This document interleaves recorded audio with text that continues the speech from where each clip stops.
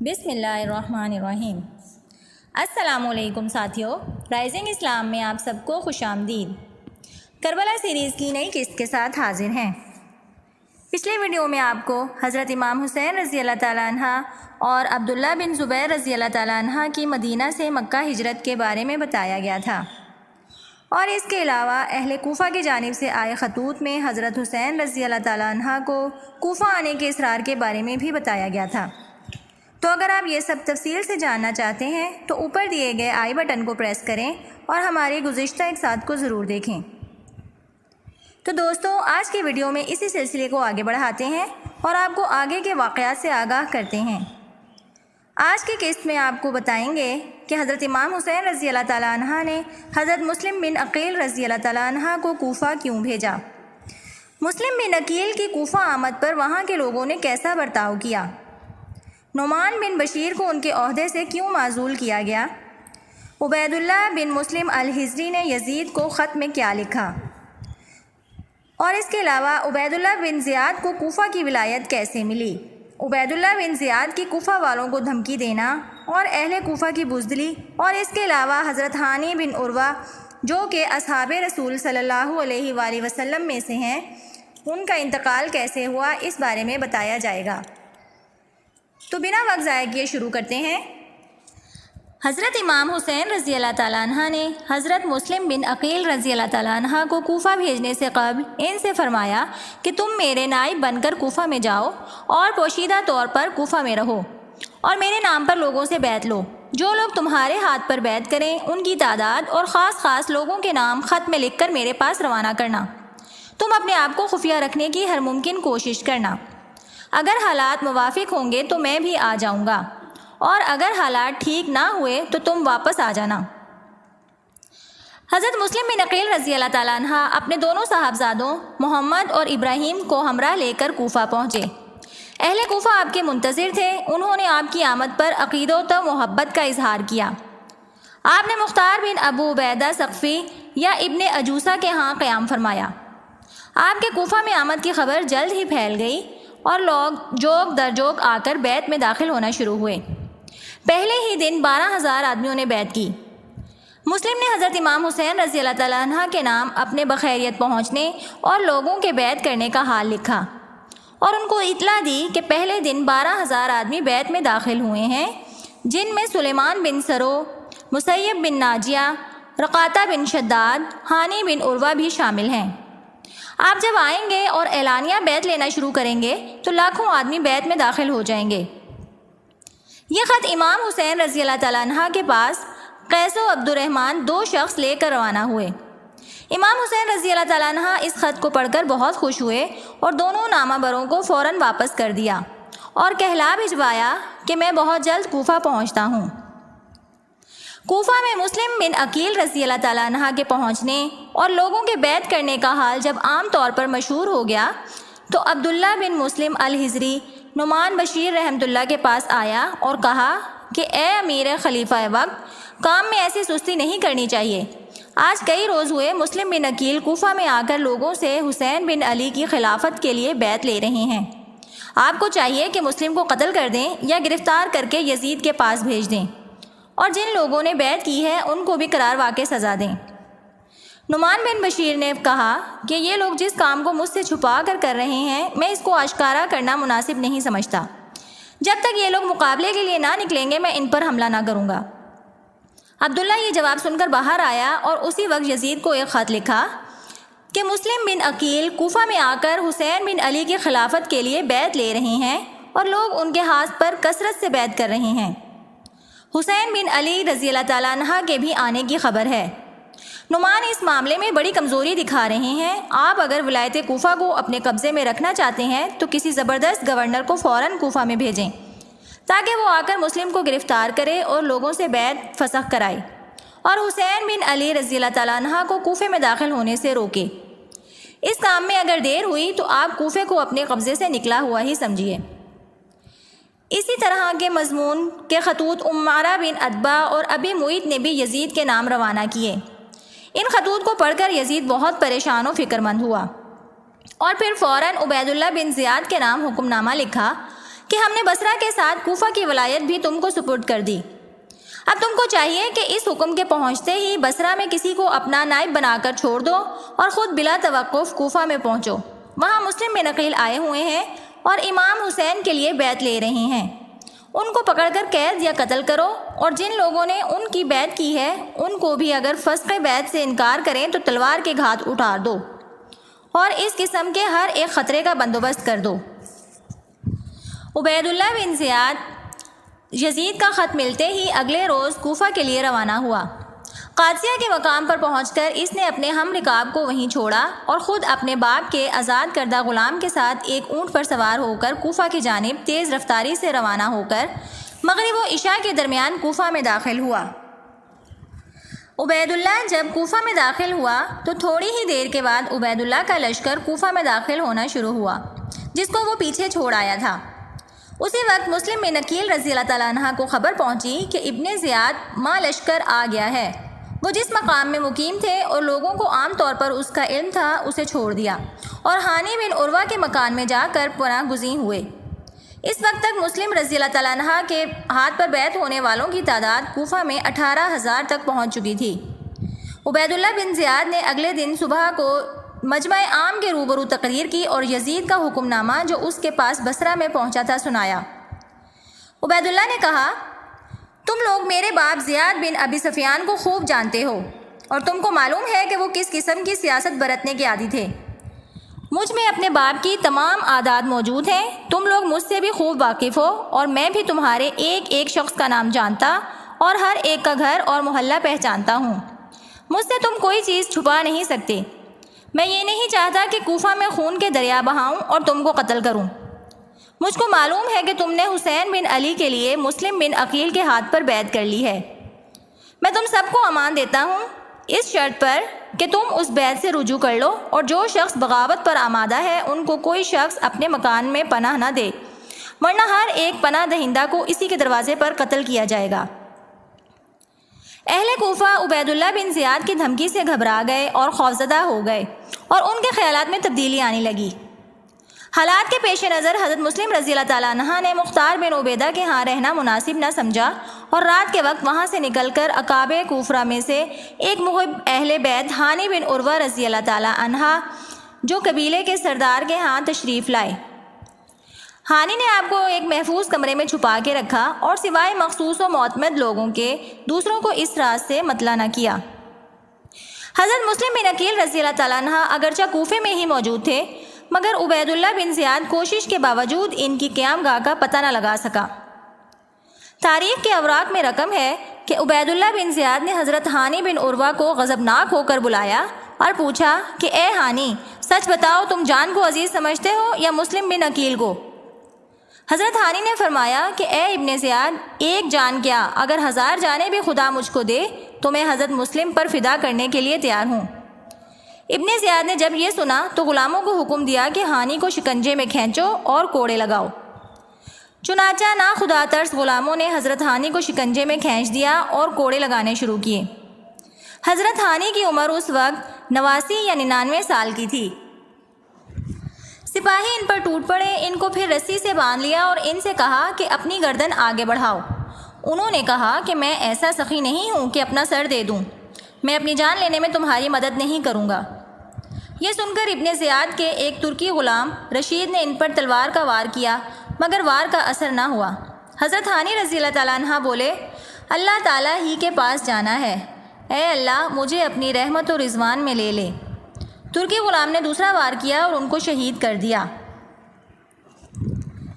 دارالامارات کے گھیراؤ اور محاصرے کے ضمن میں تاریخ کے اوراق میں اس طرح بھی آتا ہے کہ جب حضرت مسلم نے حضرت ہانی کی شہادت کی خبر سنی تو آپ نے اپنے دونوں بچوں کو قاضی شریح کے گھر بھیج دیا اور خود بازار کوفہ میں آ کر بآواز بلند فرمانے لگے، کیا اس شہر میں اب کوئی اہل بیت رسول صلی اللہ علیہ وآلہ وسلم کا دوست دار نہیں ہے؟ اگر کوئی ہے تو آئے اور میرا ساتھ دے۔ جب حضرت مسلم کو محمد ابن کثیر اور ان کے فرزند کی شہادت کا حال معلوم ہوا تو آپ بے حد افسوس کرتے ہوئے گھر سے باہر نکلے اور کوفہ میں گشت لگانے لگے۔ آپ نے خطبہ فرمایا کہ لڑائی کے تمام سامان موجود ہیں، شامیوں نے اپنی فوجوں کو آراستہ کر لیا ہے۔ محکم بن طفیل کی سپہ سالاری میں 2000 سوار، خالد ابن زیاد کی نگرانی میں 2000 لشکری اور حازم شامی کی سرکردگی میں بھی 2000 جرار شامی موجود ہیں۔ رات بھر آپ کوفہ کی مسجدوں میں حیران و پریشان پھرتے رہے، بھوکے پیاسے، اداس، بے کس و بے آس، نہ کوئی مونس، نہ غم گسار، نہ کوئی ہمدم، نہ جانثار۔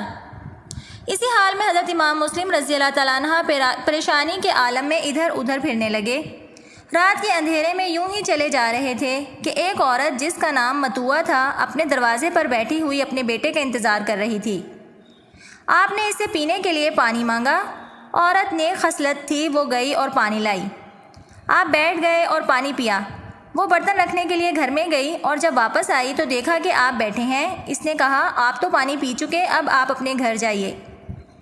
آپ نے کوئی جواب نہیں دیا اور بیٹھے رہے۔ جب اس نے دوسری اور تیسری بات وہی بات کہی تو آپ نے فرمایا، اے اللہ کی بندی، میرا اس شہر میں کوئی گھر نہیں ہے، میں ایک مسافر ہوں اور سخت مصیبت میں مبتلا ہوں، کیا تم مجھے پناہ دے سکتی ہو؟ شاید میں کبھی اس کا بدلہ دے سکوں، ورنہ اللہ جل شانہ رسول اللہ صلی اللہ علیہ وآلہ وسلم تمہیں اس کا بہترین اجر عطا فرمائیں گے۔ عورت نے حیران ہو کر پوچھا، آپ ہیں کون اور واقعہ کیا ہے؟ فرمایا، میں مسلم بن عقیل ہوں، کوفہ والوں نے میرے ساتھ غداری کی ہے، مجھ سے مدد کا وعدہ کیا اور سب نے میرا ساتھ چھوڑ دیا۔ اس نے کہا، مسلم رضی اللہ تعالیٰ عنہ آپ ہی ہیں؟ فرمایا، میں ہی ہوں۔ اتنا سننا تھا کہ وہ آپ کو مکان کے اندر لے گئی اور اپنے خاص کمرے میں آپ کے لیے فرش بچھا دیا، پھر کھانا لائی مگر آپ نے تناول نہیں فرمایا۔ تھوڑی دیر بعد اس کا لڑکا آیا۔ جب اس نے ماں کو اس کے خاص کمرے میں بار بار آتے جاتے دیکھا تو وجہ دریافت کی۔ متوعہ نے پہلے چھپانے کی کوشش کی، لیکن بیٹے نے جب بہت اصرار کیا تو ان کو ظاہر کرنا پڑا، مگر اس نے ساتھ ہی یہ بھی تاکید کر دی کہ خبردار یہ راز کسی سے ظاہر مت کرنا۔ وہ سن کر چپ ہو گیا اور رات گزرنے کا انتظار کرنے لگا۔ لڑکا شرابی اور آوارہ قسم کا لالچی تھا۔